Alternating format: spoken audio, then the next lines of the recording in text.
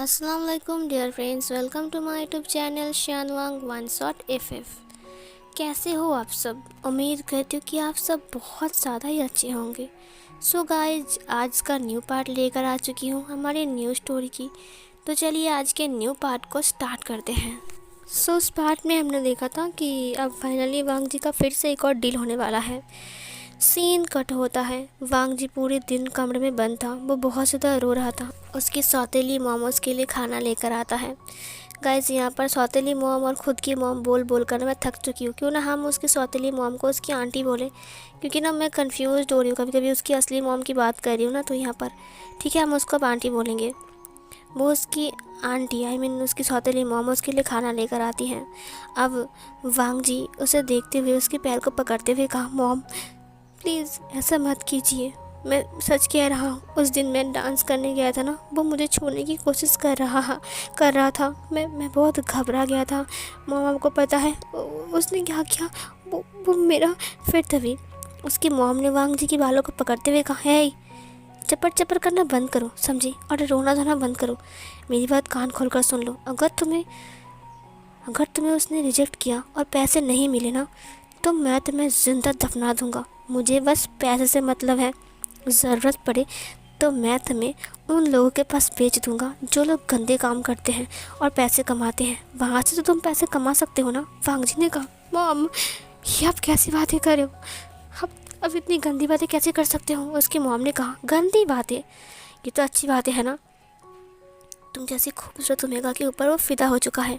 वो तुम्हारे लिए कुछ भी कर सकता है, कितने भी कीमत दे सकता है। मेरी बात कान खोलकर सुन लो। अगर तुमने कुछ गड़बड़ किया ना, तो तुम्हारा फादर, जानते हो ना तुम्हारे फादर को, मैं उसकी जान लेने के लिए कतराऊंगा भी नहीं। उसके बाद तुम्हें कौन बचाएगा? वांग जी। वांग जी ने कहा, मॉम। उसकी मॉम ने कहा, ज़रूरत पड़े तो मैं विधवा हो जाऊंगा, लेकिन फिर भी तुम समझ रहे हो ना वांग जी? वांग जी ने कहा, नहीं मॉम, आप पापा को कुछ मत करना। मैं आपकी हर एक बात मानने को तैयार हूँ। मैडम लान ने कहा, ठीक है, अगर तुम मेरी बात मानने के लिए तैयार हो तो मेरी बात कान खोलकर सुन लो। तुम्हें वही करना पड़ेगा जो मैं कहूँगा, समझी? वांग जी ने कहा, ठीक है मॉम, आप जो बोलोगे मैं वही करूँगा। प्लीज़ पापा को कुछ मत करना मॉम। उसकी मॉम ने कहा, ठीक है, तुम्हारे पापा को आज हम घर लेकर आएंगे। डॉक्टर ने उन्हें कहा है रिलीज़ कर देंगे, और हमारा सारा पेमेंट भी शुजंग ने कर दिया है। समझ रहे हो ना? जितना सारा पेमेंट बाकी था वहाँ पर। वांग जी ने कहा, क्या आपने उनसे पैसे लिए? उसकी मॉम ने कहा, ऑफ कोर्स लिए, हम ले सकते हैं क्योंकि तुम वहाँ पर काम करने वाले हो। वांग जी ने कहा, मॉम। उसकी मॉम ने कहा, तुम्हारा फादर को लाने के लिए तुम्हारा मामा जी चला गया है। तुम्हारा फादर अब घर पे रहेगा। मेरे काम पर टांग मत अड़ाओ वांग जी। अगर तुम मेरे काम पर टांग अड़ाओगे तो तुम्हारी पापा की ऑक्सीजन मास्क पर भी मैं टांग अड़ा दूँगा। ये सुनकर उसने कहा, नहीं नहीं मॉम। फिर उसकी मॉम ने कहा, सोचो, अगर मैंने तेरे फादर को कुछ उल्टा सीधा इंजेक्शन दे दिया तो फिर तुम कुछ कर सकते हो क्या? उसने कहा, मॉम ऐसा मत करना। उसकी मॉम ने कहा, ठीक है, तो एक गुड बॉय की तरह मेरी बात सुनो, तुम विंग के साथ जाओगे, समझे? वांग जी ने कहा, ठीक है, मैं जाऊंगा, लेकिन हम प्रॉमिस करो कि आप फादर को कुछ नहीं करोगे। उसकी मॉम ने कहा, अगर तुम जाओगे तो मैं तुम्हारे फादर को कुछ भी नहीं करूँगा, कुछ भी नहीं। यह सुनकर वांग जी ने अपने आंसुओं को पूछा। उसकी मॉम ने कहा, ये लो, अब तुम खाना खा लो, ठीक है? शाम को विंग तुमसे मिलने के लिए आएगा। समझ रहे हो ना? वांग जी ने कहा, हाँ हाँ मॉम, ठीक है। सीन कट होता है। थोड़ी देर बाद लान कोरैन को लेकर उसका भाई वहाँ पर आ गया था, जहाँ पर एक नर्स भी मौजूद थी। उन्होंने कहा, चिंता मत कीजिए, हम उनका ट्रीटमेंट करने के लिए हफ्ते में 2 बार आते रहेंगे, बट वो फ़िलहाल के लिए अभी कोमा में है, पता नहीं वो कब होश में आएंगे। उसकी मॉम ने कहा, कोई बात नहीं। उसके बाद वो उसे ले जाकर सुला दिया। दरअसल लान कोरैन को होश तो था, बट उसकी पूरी बॉडी पैरालाइज्ड हो गई थी, जहाँ पर वो हिला भी नहीं पा रहा था अब, और वो बातें भी नहीं कर पा रहा था। वो सब कुछ सुन सकता है, महसूस कर सकता है, बट वो कुछ कर नहीं सकता है। उसकी आंखों से सिर्फ आंसू ही बह रहे थे, क्योंकि उसे फांग जी की बातें समझ में आ रहा था। शायद वो सुन भी पा रहा था, लेकिन उसके पास करने के लिए कुछ भी नहीं था, और ना ही वो वांग जी के लिए कुछ कर पा रहा था। सीन कट होता है। मैडम लान वांग जी को रेडी कर रहा था। शाम के टाइम विंग आ रहा है मिलने के लिए। वहाँ पर शुयंग भी आ जाएगा, उनके साथ फिर से एक नया डील होगा। वांग जी रो रहा था बट वो कुछ नहीं कर सकता है। वो अपने फादर से मिलता है। मिस्टर लान भी बहुत ज़्यादा रो रहा था। उसकी आंखों से आंसू बह रहे थे बट वो कुछ नहीं कर सकता है। अगर वांग जी की मॉम ने वांग जी की फादर को मार दिया तो फिर वांग जी कुछ कर सकता है या फिर खुद को कभी माफ़ कर सकता है? नहीं। वांग जी की मॉम वांग जी को लेकर वहाँ से चला गया। इधर से चैन जो कि था वो अपनी मॉम को बार बार समझा रहा था बट उसकी मॉम उसके बारे में बात नहीं करना चाहता है और उसे बोर्डिंग भेजने के लिए बातें कर रहा था। जहाँ पर सिचैन भी बहुत ज़्यादा रो रहा था। उसे एक रूम में बंद कर दिया गया था ताकि सिचैन बाहर आकर कुछ ना बोल सके। इधर घर के सामने ब्लैक कलर की 2 कार आकर रुकती हैं, जहाँ से विंग, शुयांग और कुछ आदमी आए थे। शुयांग और विंग अंदर आते हैं, जहाँ पर विंग वांग जी को देखने के लिए पूरी तरीके से बेताब था। इधर मैडम लान और उसका भाई दोनों ही नीचे आ गए वांग जी को लेकर। वो लोग वांग जी को खींच कर लेकर आते हैं और विंग के सामने बिठाते हैं, जहाँ पर विंग वांग जी को देखते हुए कहा, तुमने आने से इनकार क्यों किया? विंग की बात सुनकर वांग जी ने कहा, क्योंकि मुझे डांस नहीं करना था इसीलिए। विंग ने कहा, लेकिन मैंने तुम्हें पैसे दिए हैं। वांग जी ने कहा, तो फिर क्या होता है? मेरी कोई मर्जी नहीं है क्या? विंग ने कहा, और मेरे पैसे? शुयांग ने कहा, बस अब ठीक है, चुप रहिए। सीन कट होता है। मैडम लान ने कहा, देखिए हमसे गलती हो गई। दरअसल बात ऐसी कि वांग जी छोटा बच्चा है ना, इसीलिए वो बहुत घबरा गया, वो बहुत डर गया था। अब दरअसल आप माफिया हो ना, इसीलिए वो घबराते हुए बोल रहा था कि अगर आपने उसे मार डाला तो फिर क्या होगा, इसीलिए वो नाना कर रहा था। लेकिन मैंने समझा लिया है, अब वो समझ चुका है, अब वो जाने के लिए तैयार है ना वांग जी? उसने वांग जी को घूर कर देखा। वांग जी को हाँ बोलने के अलावा और कुछ बोलने के लिए कहा नहीं गया था। वांग जी ने हाँ कहा। विंग ने कहा, लेकिन मैं तुम्हें कुछ नहीं करने वाला था, तुम मेरे दुश्मन थोड़ी ना हो। वांग जी ने विंग को देखा, उसके बाद इधर ने शुयांग को देखा। शुयांग ने कहा, अब आज हम एक नया डील करने वाले हैं। विंग ने कहा, मुझे बोलने दो। विंग ने कहा, मुझे वांग जी चाहिए। ये सुनकर मैडम लान ने कहा, हाँ मुझे पता है कि तुम्हें वांग जी चाहिए। विंग ने कहा, वांग जी मुझे चाहिए और मैं चाहता हूँ कि वांग जी हमेशा मेरे साथ रहे। ये सुनकर वांग जी ने कहा, क्या? उसकी मॉम ने कहा, तुम चुप रहो। उसके बाद मैडम लान ने कहा, हाँ बोलो विंग बेटा। विंग ने कहा, मुझे वांग जी चाहिए और मैं चाहता हूँ कि वांग जी हमेशा मेरे साथ रहे और वांग जी हमेशा मेरे साथ रहे, इसीलिए मैं ये डील करने आया हूँ। चाहे आप कुछ भी बोलो, लेकिन फिर भी इस डील को आप इनकार नहीं कर सकते हो। आपको कितने पैसे चाहिए, मैं दूंगा। उसकी मॉम ने कहा, विंग बेटा ऐसी कोई बात नहीं है। दरअसल बात ऐसी कि वांग जी से हम बहुत प्यार करते हैं ना, तो वांग जी हमसे दूर रहेगा। विंग ने कहा, मैं चाहता हूँ कि वांग जी हर वक्त मेरे सामने रहे और मेरे साथ रहे। मैं चाहता हूँ कि वांग जी मेरा साथ चला जाए और वो हमेशा मेरे साथ वहीं पर ही रहे। उसके बदले मंथली आपको पैसा मिलेगा। उसकी मॉम ने कहा, मंथली पैसा मिलेगा? विंग ने कहा, मंथली आपको 2 लाख रुपए मिलेगा। ये सुनकर उसकी मॉम ने कहा, 2 लाख रुपए मंथली? फिर उसकी भाई ने कहा, इतना लालची मत बनो, उसके पास बहुत ज़्यादा पैसा है और डिमांड करो। उसकी मॉम ने कहा, देखो बेटा विंग, हमें पता है कि तुम्हें वांग जी की बहुत ज़्यादा ज़रूरत है, क्योंकि वांग जी डांस में अच्छा है और तुम्हें उसका डांस बहुत ज़्यादा पसंद है, तो तुम तो पक्का वांग जी को लेकर ही जाओगे।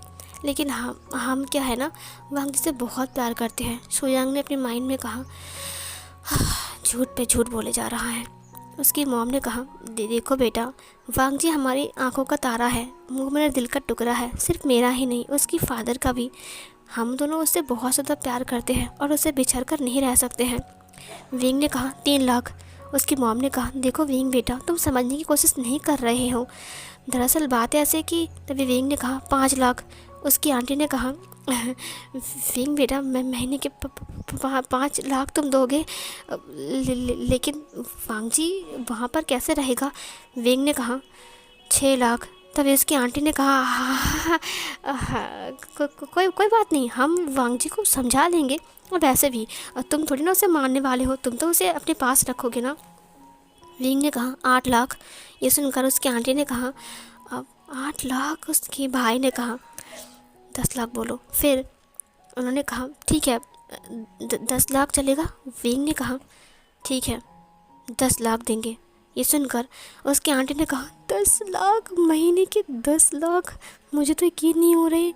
उसके भाई ने कहा ज़्यादा उछलो मत। उसके बाद उसकी मॉम चुप हो गई। वांग जी की मॉम ने कहा हमें कोई ऐतराज़ नहीं है, तुम बताओ कब भेजना है वांग जी को।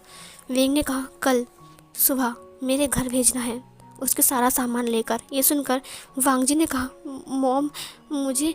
तभी उसकी मॉम ने कहा मैंने कहा ना चुप रहने के लिए तुम्हें, तुम्हें क्या कहा था तुम भूल गई। वांग जी ने कहा मॉम मुझे उसके साथ नहीं जाना है। उसकी मॉम ने कहा तुम चुप रहो, समझे। वेंग ने कहा मैं कल तुम्हारे लिए वेट करूँगा वांग जी, सुबह सुबह मेरे घर पहुँच जाना। ये बोलकर वो खड़ा हो गया, अपने सनग्लास को पहन लिया। शुयांग ने कहा 10 लाख ऑलरेडी मैंने आपके अकाउंट में 5 लाख सेंड कर दिया है। ये सुनकर मैडम लान ने कहा हाँ हाँ हाँ वो बहुत बहुत बहुत शुक्रिया, बहुत बहुत शुक्रिया। मैं तो मैं वांग जी को कल भेज दूँगा, आप चिंता मत कीजिए। वांग जी को मैं खुद लेकर जाऊँगा, मेरे भाई भी है ना। उसके भाई ने कहा हाँ। उसके बाद वो लोग बाहर आ गए।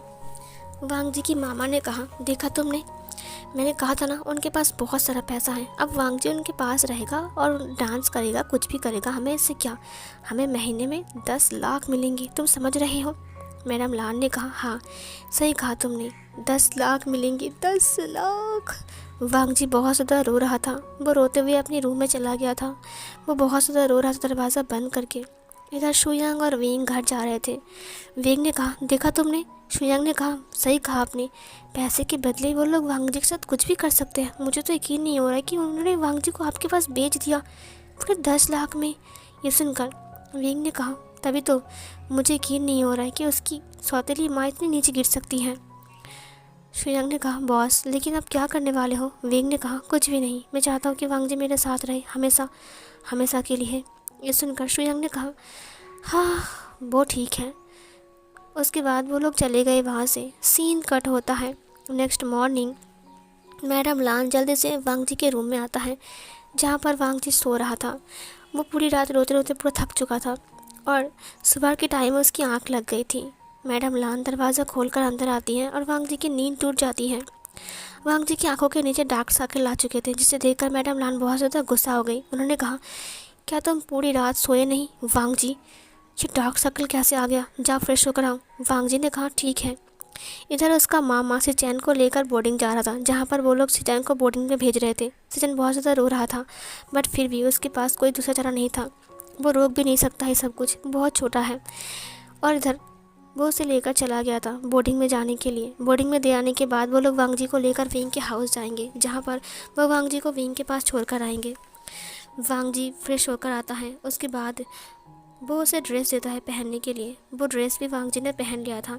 उसके बाद मैडम लान वांग जी को रेडी करने लगता है। वो वांग जी को मेकअप सेट करता है। उसने कहा देखो वांग जी, हमेशा वहाँ पर सज धज के रहना, खुश रहना, हैप्पी रहना, विंग को खुश करते रहना। देखना विंग इतना खुश हो जाएगा कि हमें पैसा देता रहेगा और तुम्हारे फादर की ट्रीटमेंट बहुत अच्छे से होगी। वांग जी ने कहा मॉम मेरे पास एक ही विश है, मेरा कुछ भी हो जाए, चाहे मेरी जान चली जाए, लेकिन आप फादर के ट्रीटमेंट को नहीं रोकोगे, उन्हें उनका ख्याल रखोगे और उन्हें ठीक करोगे। मैडम लान ने कहा वो मेरा पति है, तुम्हें क्या लगता है कि मैं उन्हें ठीक से नहीं रखूँगा। वांग जी ने कहा नहीं मॉम, ऐसा नहीं लगता है, मुझे घबराहट सी हो रही है कि मैं पापा को यहाँ पर छोड़कर अकेला जा रहा हूँ। उसकी मॉम ने कहा तुम उसकी चिंता मत करो, तुमसे ज़्यादा चिंता मुझे है, समझे। वांग जी ने कहा हाँ मुझे पता है। सीन कट होता है। मैडम लान अब वांग जी की सारे लगेज को पैक कर रहा था, उसके कपड़े वगैरह सब कुछ, जो चीज़ वांग जी यूज़ करता है वो सब कुछ वो पैक कर रहा था। थोड़ी देर बाद उसके मामा आता है। उसने कहा सिचैन को बोर्डिंग में दे दिया, बस में उठा दिया, वो लोग लेकर जाएंगे, तुम लोग रेडी हो ना। मैडम लान ने कहा हाँ हम सब रेडी हैं, अब वांग जी को लेकर जाएंगे और विंग के पास रख कर आएंगे। लगता है विंग वांग जी के लिए काफ़ी टाइम से वेट कर रहा होगा। थोड़ी देर बाद शुयांग का कॉल आता है। शुयांग ने कहा आप लोग कब निकलने वाले हो। उन्होंने कहा हम अभी निकल जाएंगे। शुयांग ने कहा मेरी बात सुनिए, हम कुछ काम के लिए बाहर आए हैं, इसीलिए फ़िलहाल के लिए आप लोग अगर शाम के टाइम आओगे तो अच्छा होगा। ये सुनकर मैडम लान ने कहा कोई बात नहीं, हम शाम को चले जाएंगे, है ना। वांग जी लास्ट टाइम अपने फादर से मिलने के लिए आता है, जहाँ पर वो अपने फादर के हाथ को पकड़ते हुए कहा पापा मैं जा रहा हूँ, मुझे पता है कि मैं आपको बिना बोलकर कहीं नहीं जाता और आपको भी पता है, बट आज मैं आपको बोलने के लिए आया हूँ, क्योंकि मैं आपकी परमिशन के बिना कहीं नहीं जाता, कहीं भी नहीं जाता, और आपके परमिशन लेने के लिए आया हूँ। मैं अब जा रहा हूँ एक काम के लिए। मुझे एक जॉब मिला है जहाँ पर एक अच्छी खासी सैलरी मिल जाएगी, और वहाँ से मैं आपको ठीक कर सकता हूँ। आप बहुत जल्दी ठीक हो जाओगे। आप एक बार ठीक हो जाओ, उसके बाद मैं यहाँ से कहीं दूर चला जाऊँगा। मुझे तो ज़िंदा रहने में भी घिन आ रहा है।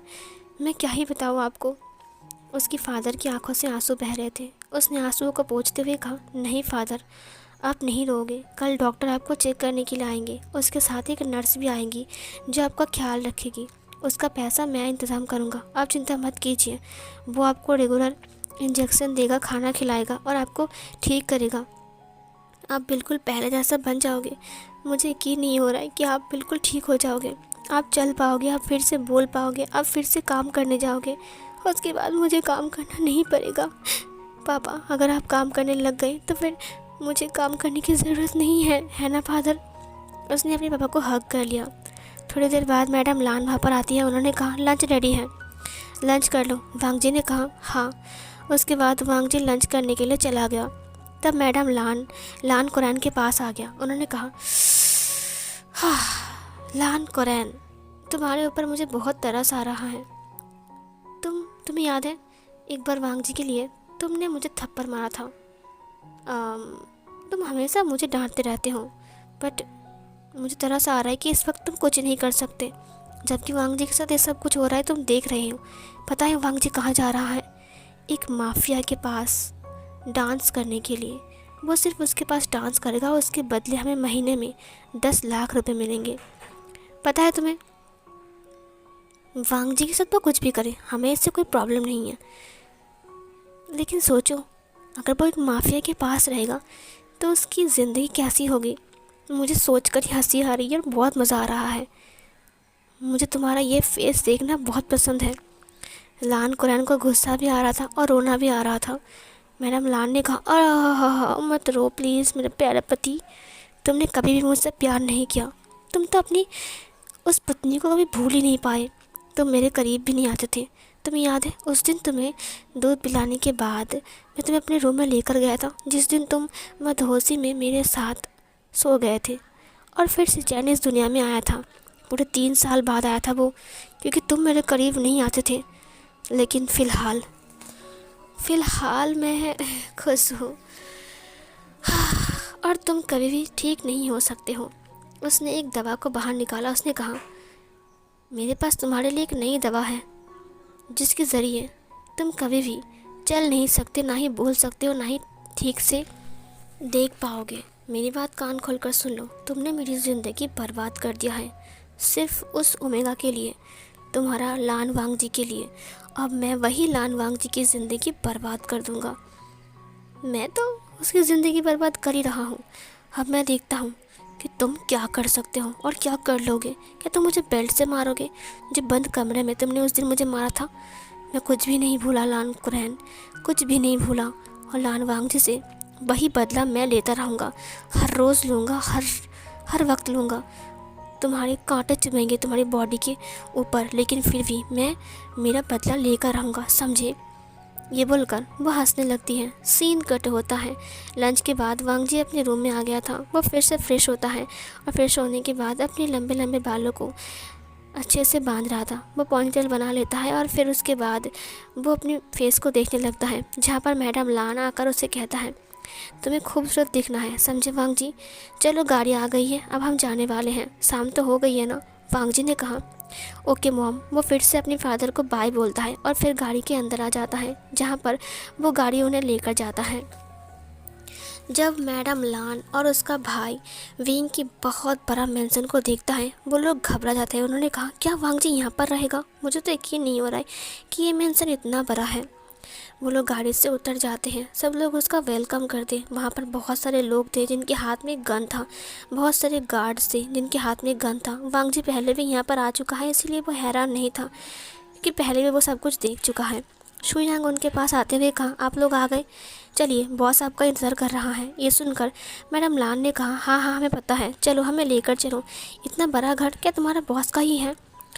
शुयांग ने कहा, तो आपको क्या लगता है कि ये घर किसका है? तो उसने कहा, नहीं नहीं, वो तो बहुत अमीर है ना, इतना बड़ा घर तो काफ़ी अच्छा है, मुझे भी एक इतना बड़ा घर चाहिए। शुयांग ने कहा, तो आप ख़रीद लेना, वैसे भी आपको 10 लाख मिलने वाले हैं। उसकी मॉम ने कहा, हाँ हाँ ज़रूर, वैसे भी हमारा घर बहुत छोटा है और 10 लाख जब मिलने ही वाले हैं तो हम एक अच्छे सा घर खरीद सकते हैं, है ना भैया? उसके भाई ने कहा, हाँ ऑफ कोर्स। उसके बाद वो लोग मैंसन के अंदर आ गए, जहाँ पर ड्राइंग रूम में विंग बैठकर वेट कर रहा था। और उसकी टेबल के ऊपर बहुत ज़्यादा रखा हुआ था जूस, ये सब फ्रूट्स और कुछ स्वीट्स। वो लोग आने वाले हैं इसीलिए। मैडम लान तो पूरे घर को देखकर बेहोश होने वाली थी। इतना बड़ा घर शायद मैडम लान ने पहली बार देखा अपनी ज़िंदगी में। उसके बाद वो लोग आकर विंग के सामने बैठ गए। सोफ़ा काफ़ी ज़्यादा मुलायम था और बहुत सॉफ्ट था। इतना अच्छा सोफ़ा तो शायद मैडम लान ने पहली बार देखा। वांग जी भी आकर बैठ गया। विंग ने वांग जी से कहा, कैसे हो? वांग जी ने अपने सिर को हाँ में हिलाया। विंग ने कहा, ठीक है, हमने कल तो डील कर लिया है, लेकिन एक एग्रीमेंट है जहाँ पर आपको साइन करना पड़ेगा। मैडम लान ने कहा, एग्रीमेंट? विंग ने कहा, हाँ एग्रीमेंट, आप मुझे वांग जी को दे रहे हो, उसके लिए तो मुझे एग्रीमेंट बनाना पड़ेगा ना। ये सुनकर मैडम लान ने कहा, हाँ ऑफ कोर्स ज़रूर, उस एग्रीमेंट में क्या लिखा है बताना ज़रा। विंग ने कहा, शुयांग जाओ, जाकर एग्रीमेंट लेकर आओ और इन सबको बता दो कि उस एग्रीमेंट में क्या लिखा हुआ है और वांग जी कब तक मेरे पास रहेगा सब कुछ। ये सुनकर मैडम लान ने कहा, हाँ हाँ, हमें कोई एतराज़ नहीं है, दो हम साइन कर देंगे और पैसे लेकर चले जाएंगे।